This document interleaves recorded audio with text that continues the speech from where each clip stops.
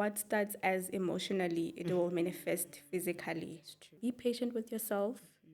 Patience is very key. Yeah. The concept of self gratification was never present simply because I had to go back and rely to my source.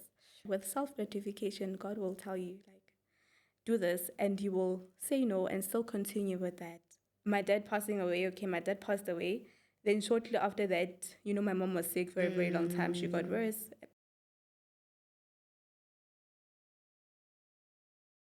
Dumelang bagaetsho ko gae and welcome back to Conversations with Madam President.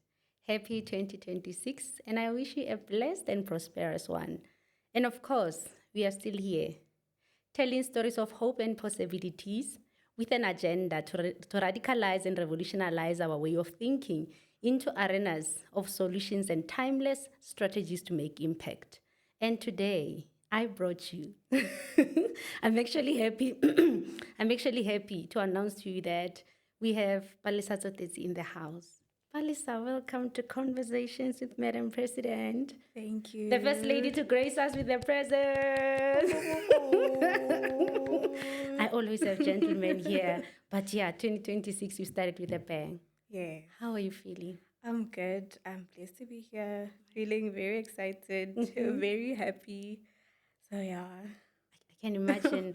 I think I share the same sentiments. It's been ages, and finally you are here, bearing some great. Not it's exciting news actually. Yes. Bearing some exciting news to share with us.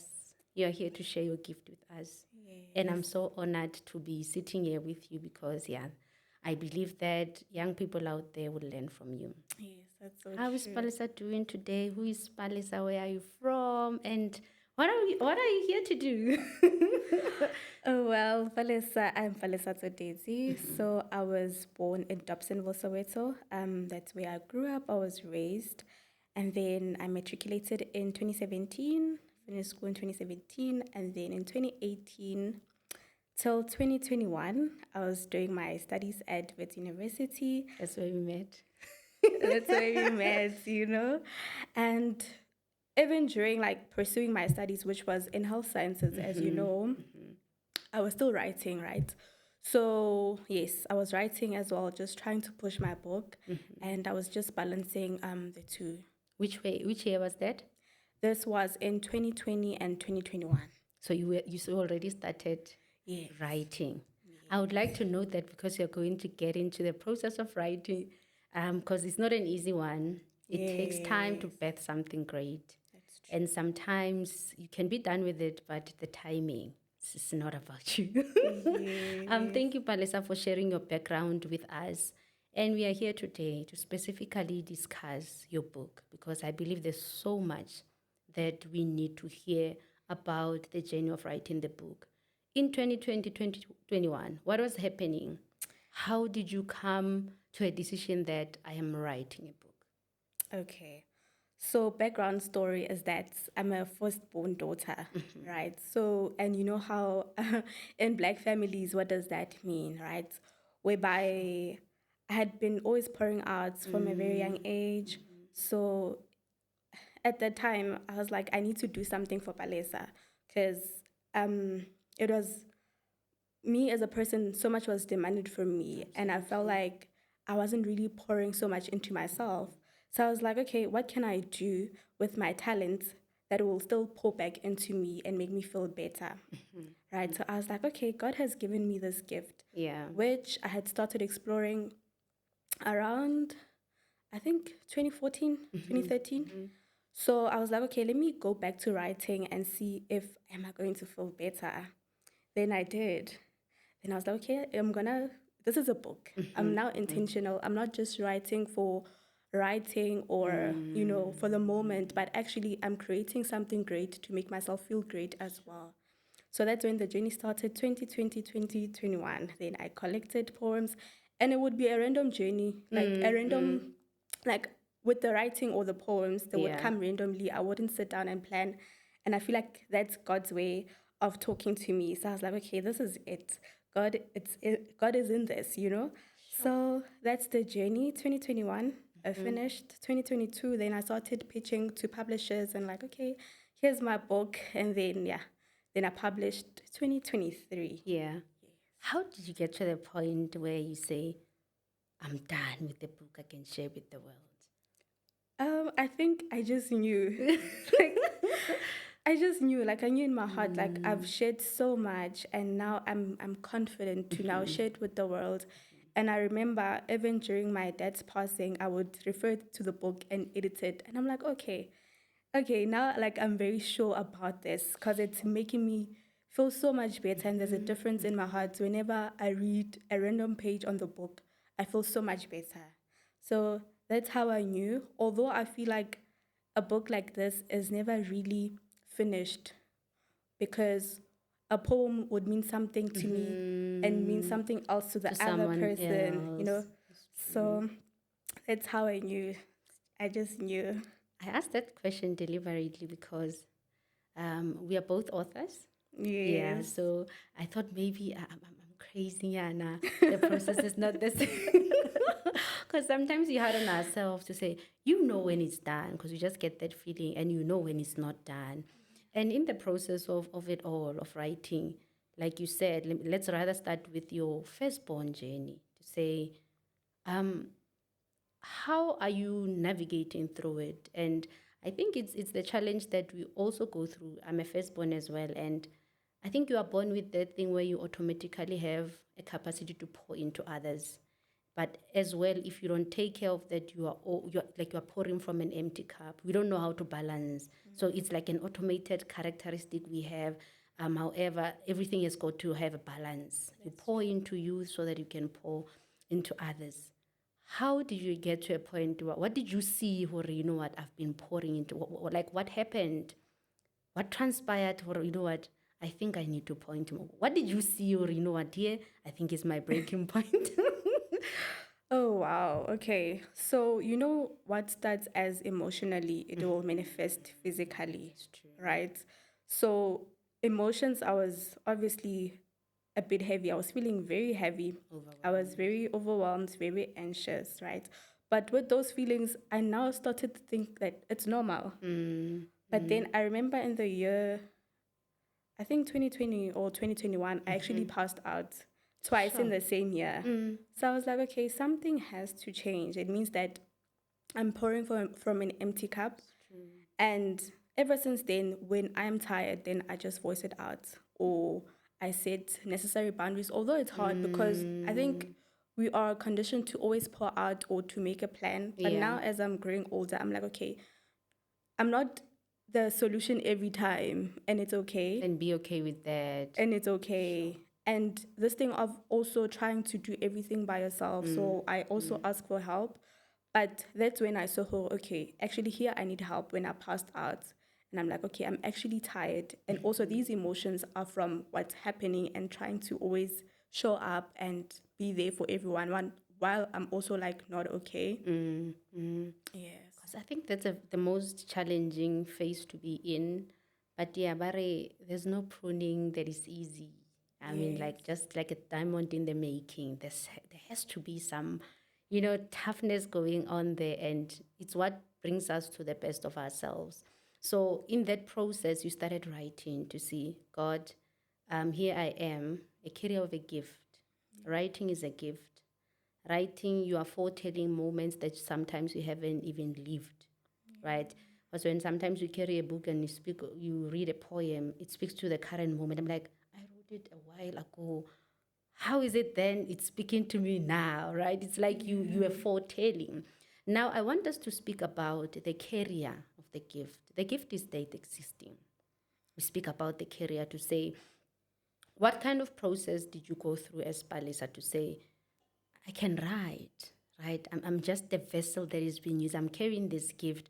But now we have, let me make an example of me. When I could see that I could write, actually, I didn't see, but it was that difficult moment where I would write down my emotions and I could see, I can actually, there's something here. I started nurturing it and I had this feeling to say, start writing. And I got excited like anybody else. I'm like, oh my God, finally something good is happening in my life. I'm writing, I'm going to be a writer. Now you're excited, right? And just just because you got a confirmation that you can write, Luena, when you read, you can see there's something here. But now I'm just a vessel. There's the one who's controlling everything, what I'm going to write, what I'm not going to write. Even writing the things that I don't want to write, you'll You be have like, to put it write on paper. them. What are you hiding from? You can no longer hide because sometimes we don't live our lives fully. We are tormented by the things we hide. We don't know the light. That we've got to bring them on the table, bring them to light, to bring solutions to them, to bring healing to them. Otherwise, we will forever be prisoners of those things. And because I was excited, and I remember my excitement was coming from the fact that finally I'll be known for something good. That means I'm seeking validation outside of myself because all I've been doing is pouring out, pouring out, pouring out. I don't know anything about myself except, okay, at least there's something here. What am I going to do about it? And until now, I had to learn who is in charge. There's someone who's in charge of the gift. I'm just a carrier of it. And there's someone who's in charge. How did you find the journey? Because for me, I'll tell the story after you share. It was really hectic, but he had to deal with the career first before he could really allow me to put my book out there. I'm interested in knowing about you. Say, you knew you had a gift, but there was someone who's in control, the supreme power. How was the journey? So with my writing journey, right, Yeah. it started in 2013 when I started doing grade 8. So I transitioned from primary school to high school, right? So from that age, it's very naive, like, because I'm just expressing myself.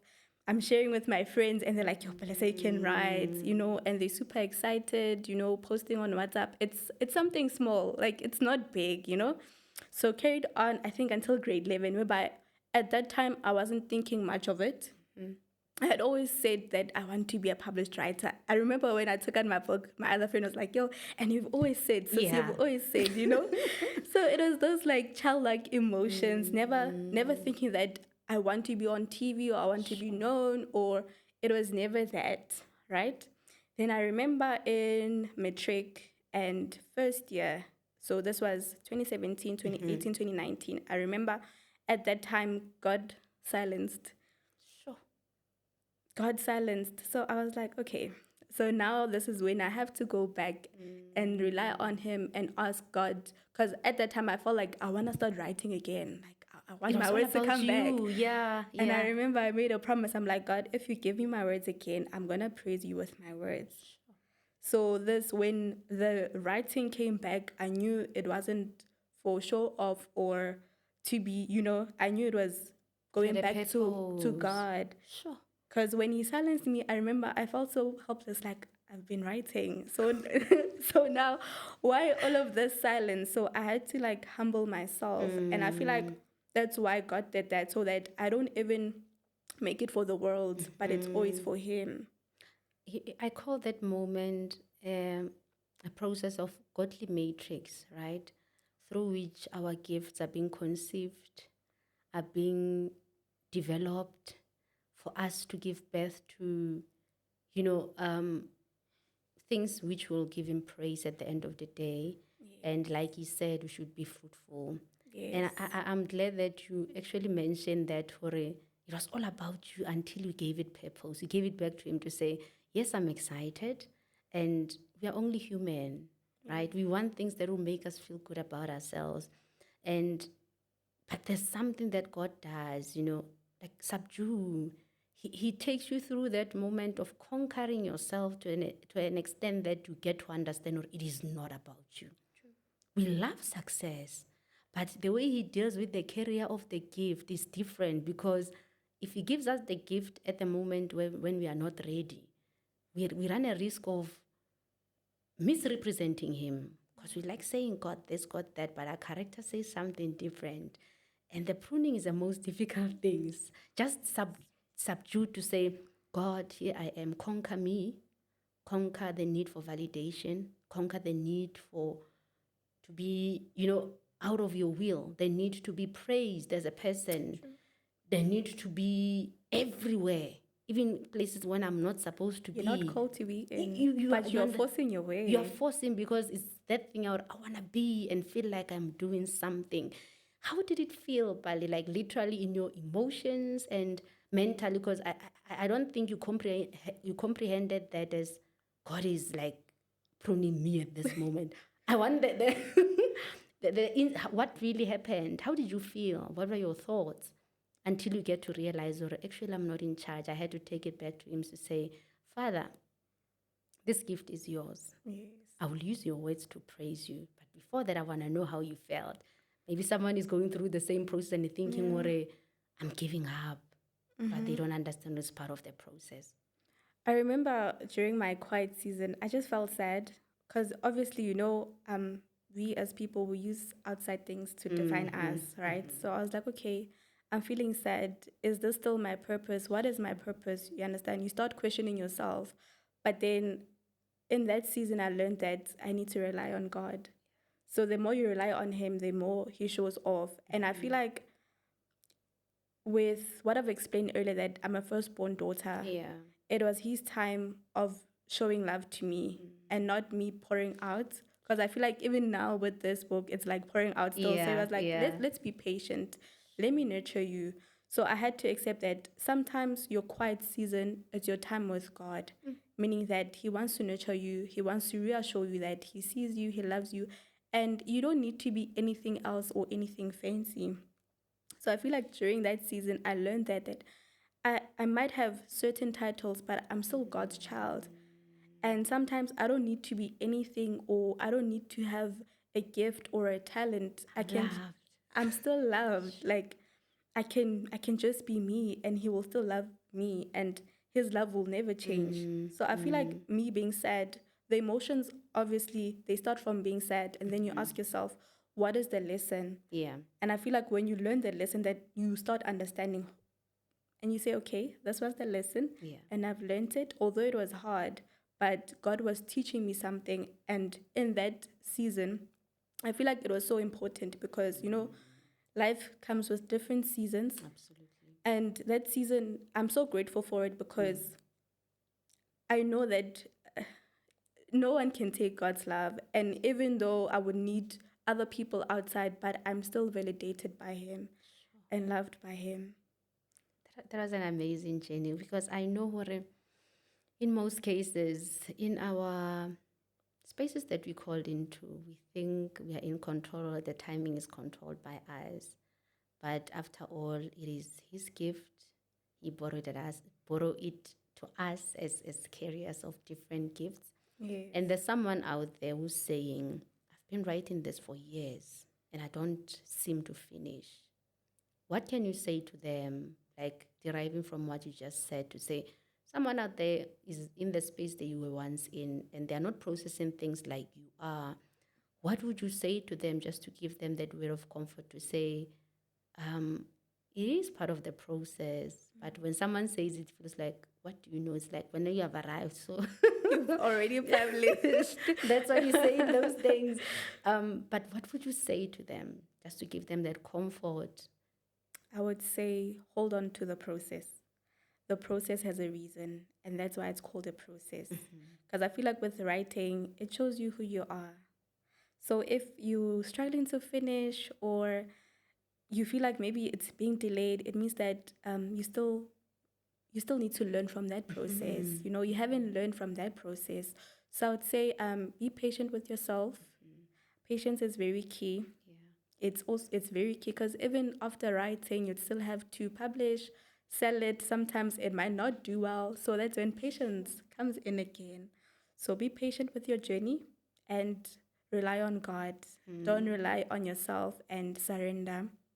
Sure. Surrender, give it to God, because sometimes we might have our agendas, especially with creativity or creating, and sometimes it's not for us. So ask God, why are you writing that book? Yeah, yeah. Or what is the purpose? Because I feel like sometimes the process delays because the message is not conveyed well. So give it back to God and see what He does. Sure. So in the process of, did you understand your audience? When you were writing, did you know who you were writing to? No, no, actually, Yeah, I think yeah. for me, as I've said, it was for me. Like initially, it was for me, But now I see that it's for women. Yeah, I yeah. see, I see most women are reaching out and they're saying it's helping them. It's like their mini devotional book, you know. So now I definitely know my audience, which is young women, you know, and girls as well. A few, maybe teenagers, Yeah, yeah. also reaching out. I think it is my audience. However, with um, also men have came up to me, I think two or three, Yeah, and they've yeah. spoken. They're like, "Oh, Palesa, I actually love your book," and I'm like, "Oh man, thank you so much." So actually, I think it's universal. It's universal, I think absolutely. it's for everyone because you can open a random page and you can relate. It speaks to your soul at that moment. Yes. I would like to ask you this question, and I know it's one difficult process for every human being to go through to say there's a difference between excitement and there's a difference between okay, this is an excitement and this is self gratification, right? How do you get to see where you are as a person? Because I made an example of myself. There was a moment that my excitement showed me it was all about me than him. And he humbled me then. Because I remember there was a time I had to be off social media, I think for almost 6 months, even WhatsApp. People thought I was crazy. But I think it was my journey where I had to write the book without any other influence because God saw that maybe if I had other influence, I was going to make it about myself. I only shared maybe after to say, guys, I wrote a book because he knew the way I was so excited. Influence, people will be saying, write about this and I would take it. But he had to put me in a place where he strips me away of things that he knows that I interact with time to time. Facebook, WhatsApp, and it was like quite, it was not nice. My siblings even thought that, but what's wrong with you? Are you depressed? What's going on? But he was, I think he was stripping me away of that self gratification thing so that even when he puts me out there, I still remember that the book is good, yes. Even when people send their reviews, Yes. I still make it about him and don't get out of that phase where I'm like, yeah, it's me, because it's two different postures when it's you and when it's him. You when it's you, it's like you depend on validation of other people to believe that you've done what he wanted you to do, and even if you don't get the feedback, you are fine. But when it's me, you like you looking like this. Why aren't you giving me feedback? I wrote, give me Yes. feedback. So you Yes. depend on feedback on their feedback. So how was it for you? I think for me, though, the word is obedience. Because you know, if it's self gratification, God would tell you, for example, publish September, but you're looking at your calendar and you're like, no, It's late. I want to publish in March. So I'm going to publish in March. Yeah, You know, yeah. so I feel like that's when obedience come and you listen to God's instructions. So when He says this, you listen. But with self gratification, God will tell you like, do this, and you will say no and still continue with that. Sure. So Do you think, because I know with obedience is not easy. It's a very nice word. I'm obedient. But it takes a lot from a person. Where if you are out there, you would want you to be, now you're no longer out there, you're quiet.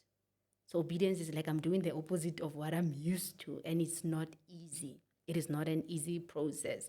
So for you, what did he had to strip you of for you to say this was obedience? Because according to my will, maybe I would have released in February. I felt like I'm ready, or it's my birthday. Maybe let me gift myself. We have all these reasons, but his timing, he knows why he would say September. With you, how was the process in terms of what did he strip away from you to really know this is obedience actually? for me, actually, the publishing journey on itself was not easy. So, because remember, um, at that time I was still a student and I was still taking care of them at home. So with the Yeah. funds, I actually had to go back and rely on him and actually save up. So it was a gradual journey. So even with in that journey of publishing, there was never like self gratification, Yeah. but actually humbleness and going back to God, like, okay, God, you know, I have this book, but right now I don't have funds to actually publish. So it was never like self driven. So hence I'm saying even the obedience was like, okay, even when I give you money, that's when you can like save bit by bit. Because remember, now I had to balance everything, which was school, which is family. So I feel like, yeah, the concept of self gratification was never present simply because I had to go back and rely to my source. Not many can do that. Yeah. I'm actually impressed and inspired by this because we struggle through. Seasons are not the same, and every season requires us of a different thing. You wrote your first book, and he will give you another time to write the second one, and definitely this is like the process will be different. How do we then surrender fully to whatever that he says you must? I mean, we are a generation where everything is in front of our eyes. Wake up, someone posted their win. Wake up, someone put like, where am I? Am I living in this world? Am I doing the right thing? Am I still praying? Am I still like there's something I'm not doing right? Yes. But then we forget that journeys are not the same. The process is not the same for each and every one of us. And believe you me, we have a generation that is very Gen Z. Social media is their way of socializing, and sometimes we don't see how much that can hurt us and really compromise our values or understanding the ways of God in a sense, our worldly ways and his ways are not the same, and his expectations and our expectations are not the same. How do we then teach them to say, learn to, subdue yourself to his way, because it's not an easy thing. I mean, my friend just posted Ferrari. We went to the same university the same way. I mean, like the same year. Yeah. What is wrong with me? Because we studied, we passed. Where am I? So how would you build them to give them an understanding? Or what is it really about, actually? Okay, for me with the surrendering part, I feel like it was very personal. Yeah, You yeah. understand? I feel like when God wants you to surrender, He will teach you a lesson first, And I feel like it's something that someone else can teach you. He will teach you personally. He will arrive. It's a face-to-face thing. It's a face-to-face thing. So I remember with me, I had to lose someone that I relied on so much, which is my dad. Yeah. And then after that, my dad passing away. Okay, my dad passed away. Then shortly after that, my mom was sick for a very long time. She got worse. Yeah, thank God she's healed now. But I remember during that time, I had felt alone because my dad passed away. My mom is sick. I'm taking care of my siblings. And during that season, I remember friends were not really, really present. So it was just honestly me and God, And I The feel like lesson. so I had no choice but to surrender. Hence, I'm saying during that journey, God will teach you Himself because I feel like He understands how important it is to rely on Him only. So I feel like it's a personal journey and we must be willing to learn. Because I feel like I remember when I was younger, actually, I feel like I used to make people my God. Yeah. Yeah. Yeah. When I needed help, I'd ask people before even confiding in the Lord and telling Him what I need. So I feel like during that journey, then it was just me and Him, and I really had to channel in and talk to Him and learn to talk to Him. You understand? So I feel like I can't say, "Hachela, Yeah. you must Yeah. do this to surrender. There'll be lessons in the journey and hard ones. And during that time, you in a way, it's like you're forced. 'Cause Yeah. There's not any other there's no choice. other way. And yeah, that's how I learned to surrender during those hard times and that hard season. I love the fact that you mentioned it's not the same for all of us. He has his ways for each and every one of us. That's why he said, "Haratwane." That's true. We are not the same. Your journey is not the same as mine. So we have, sometimes if you don't know, I mean, knowledge is power. When you don't know, and especially when you're in a difficult place, you want anything that can take you out of that place. We want to pray the process away, and we can't. There's a moment where Grace just say, okay, she's still young.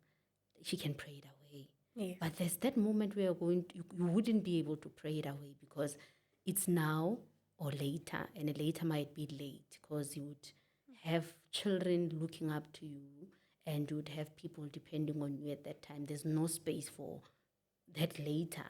Then he puts us through that at the stage where he knows, you have enough time to focus on this, right? To say, this is your journey. What I did with Palesa, it might be different for you.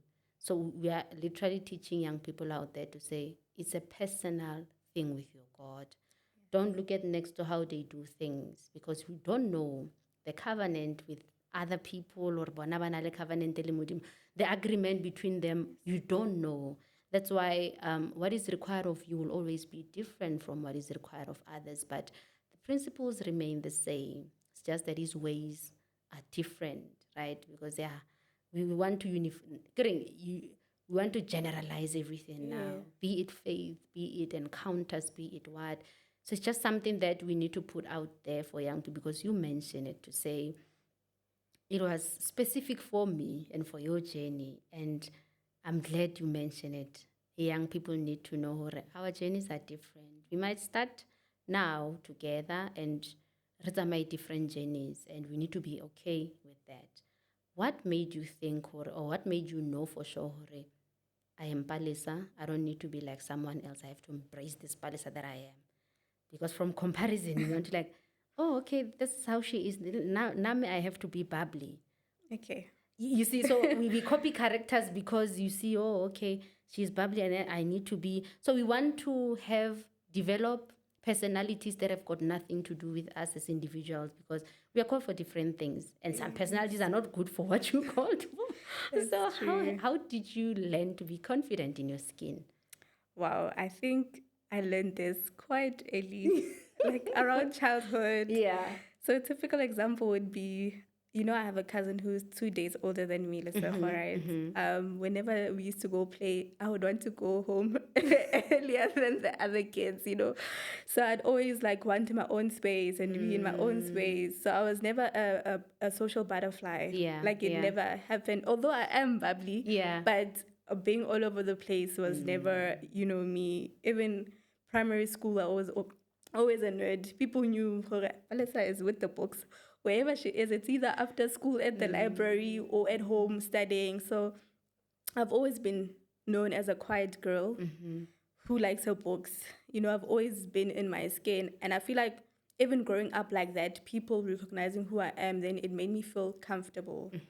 Although at some point I didn't feel comfortable, Yeah, especially with the boys and stuff. But for most of it, I did feel comfortable.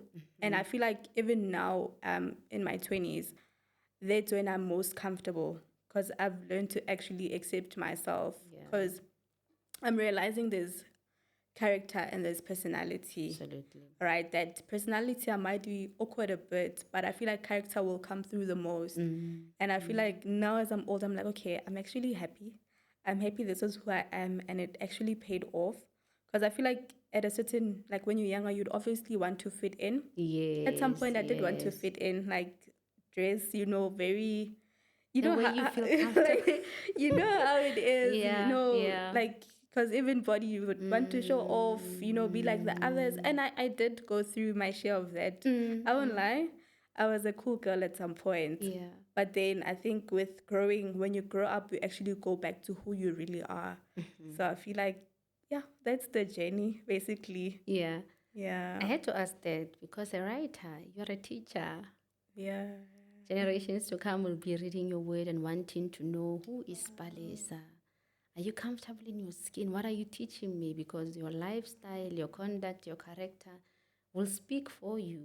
Even they don't know you, but your words, they would want to match it with how you lived your life. Hence, I had to ask that question. Or you speak life into other people's through your writing. You heal nations. You build people's men. Like, there's so many people who read the book and say, we have different experiences. Maybe someone lost hope and say, I read this passage and it felt better. I read this and that and it felt better. Okay, I just opened this.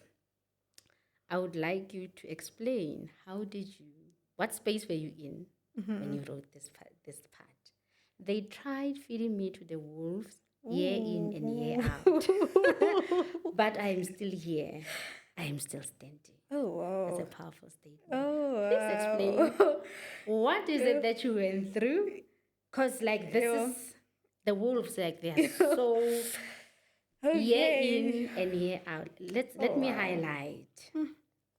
And adding to that, I think your firstborn experience is. Please speak to us about this passage. They tried feeding me to the wolves, year in and year out, but I'm still here. I am still standing. Please speak to us about that. So I think when I wrote that, obviously you can see that it's a moment of victory. It's a moment of celebration and a moment of reflection.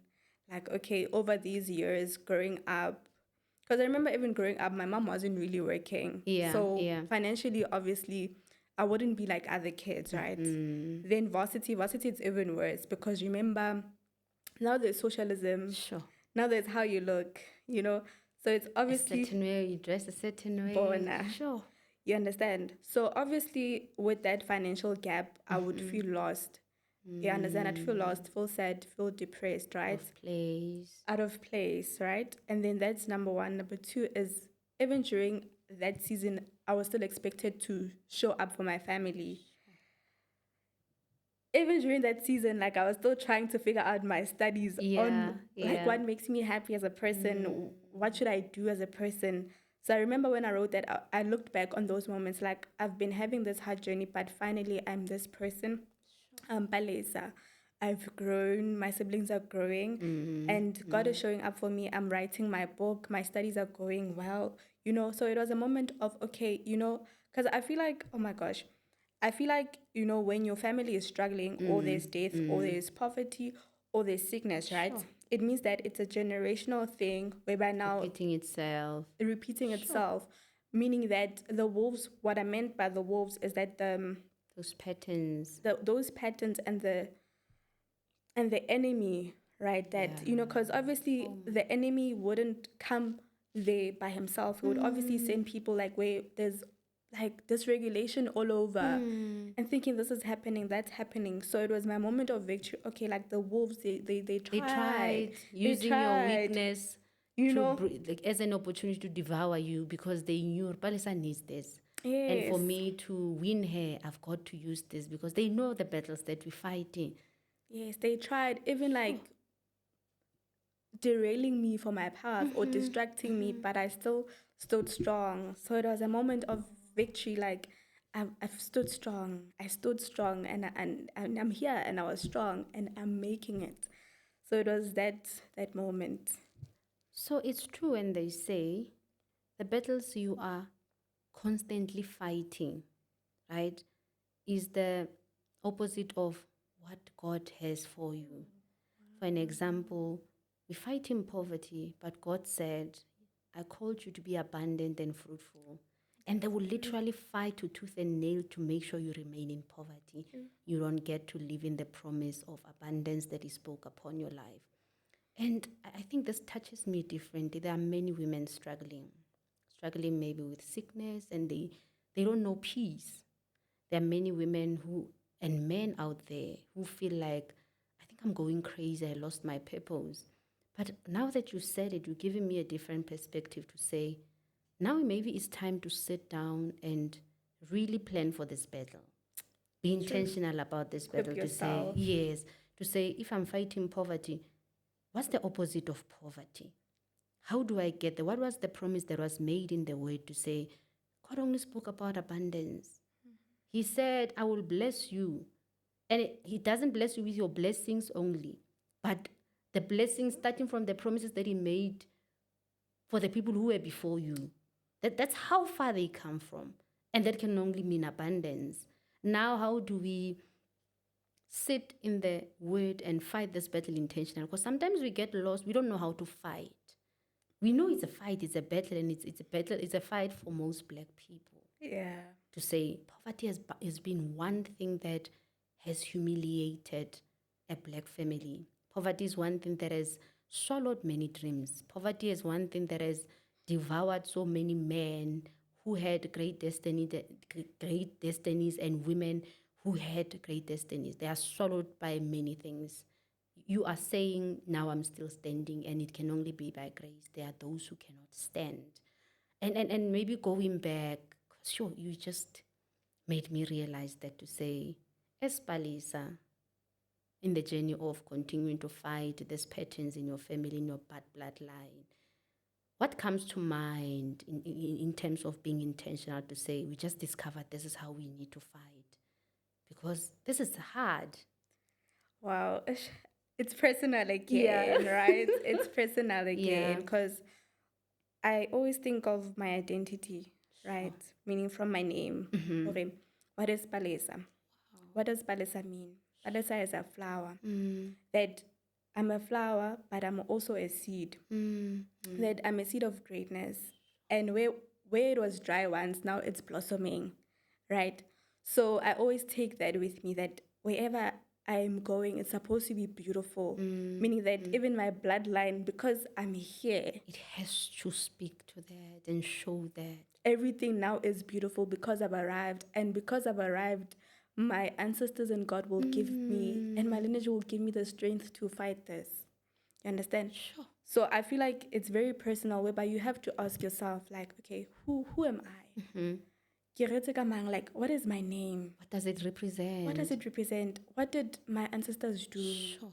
What was their journey? So that always makes me strong because I'm thinking, okay, now, this is happening, but we have a history, we have a generational gift. Although obviously generational curses will come and question your generational gift. They were Because they like playing with identity. like, are you sure you're from this Are generation? you sure has Are you sure? has derailed so many people? Are you sure? Are you this powerful? So I feel like that's why in that little piece area, I'm still standing. I'm still standing. Because I know who I am. It's very important to know who you are. Like, know the depths of you. Because I feel like now everything is so surface level. Especially with our generation. We want everything to be surface. We never want to go like dig deep. So my advice would be dig deep. Like dig deep. Because I believe with every family, with every lineage, there's still good. There's no that a lineage will do bad. Everyone will do bad. They will not have generational gifts. No, discover that there's still goodness.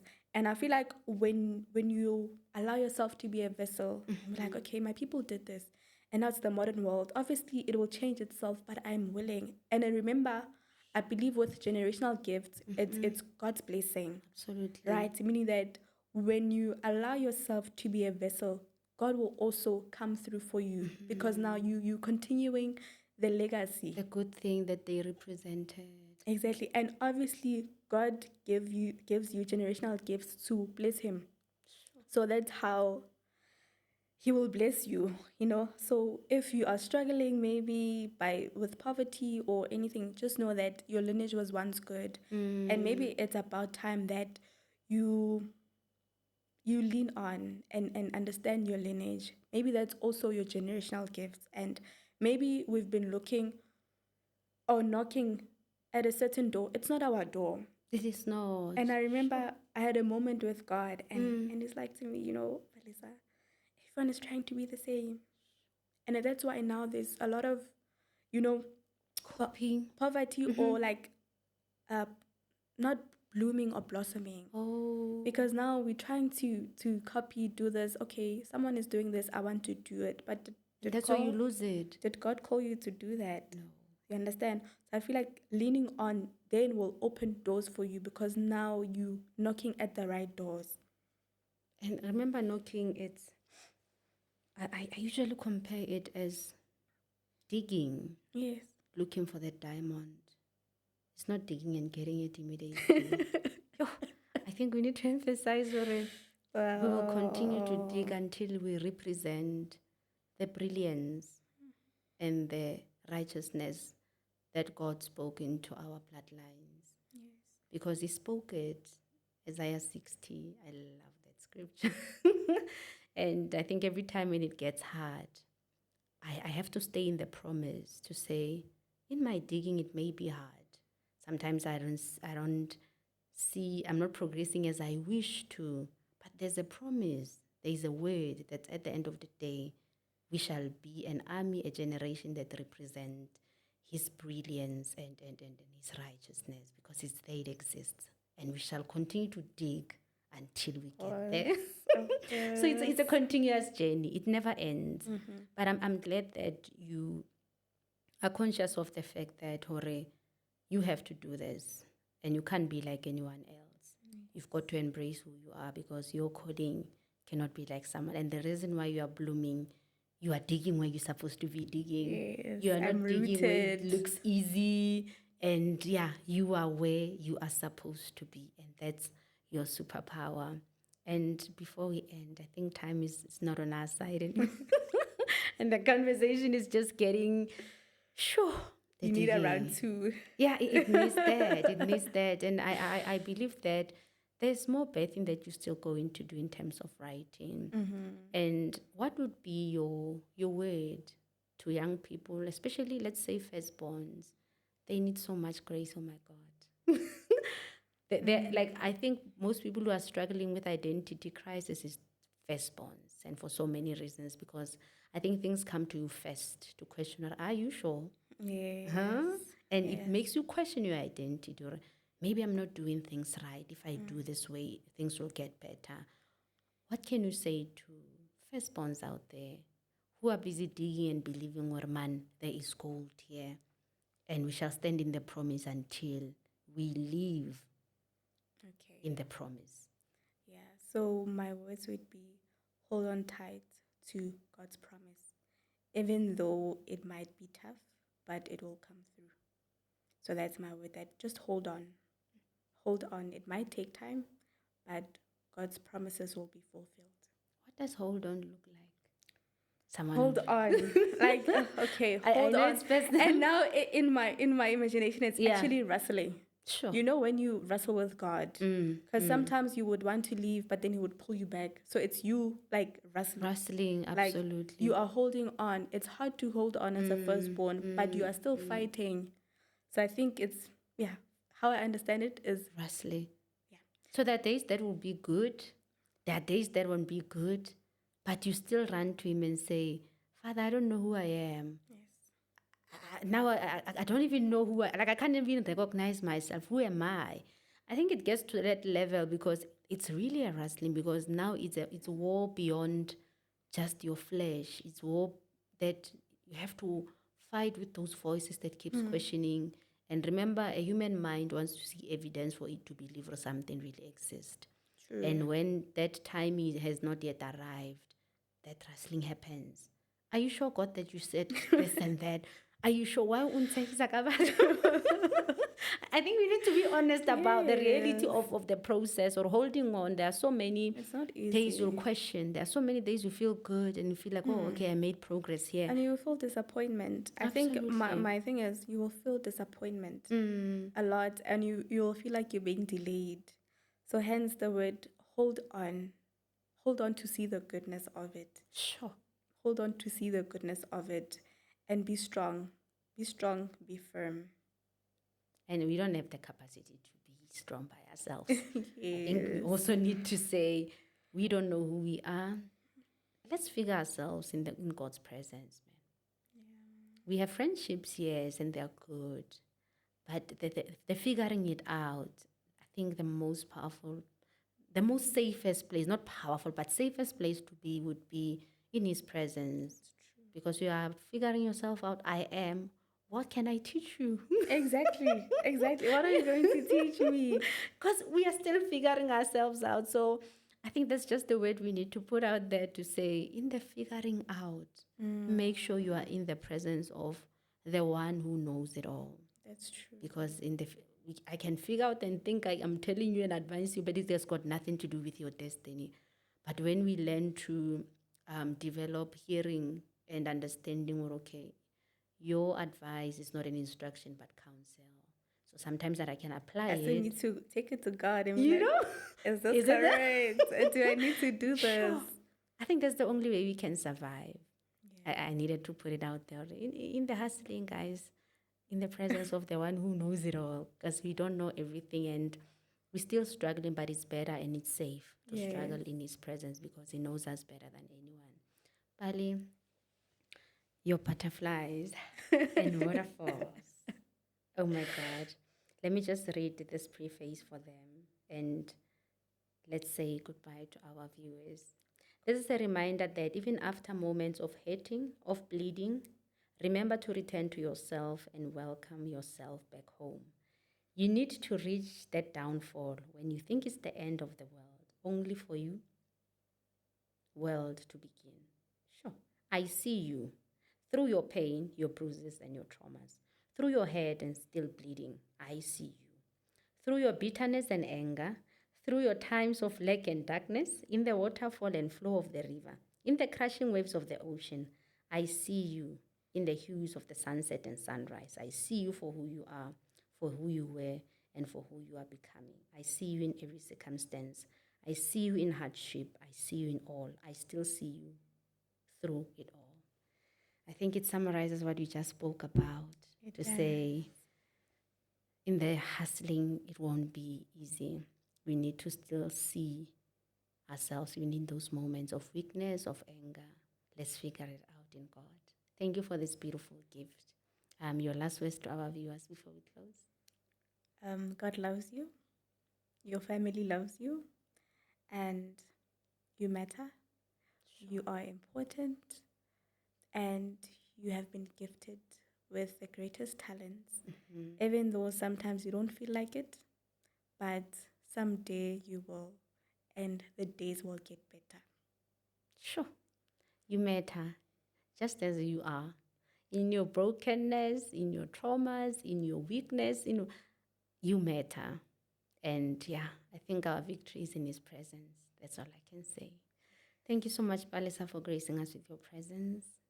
Yeah, I'm a bit emotional. Thank you for having me. I can see. I can feel the moments, and I still see myself in whatever space that I'm in, but I still feel that comfort to say, I see myself, I'm still loved.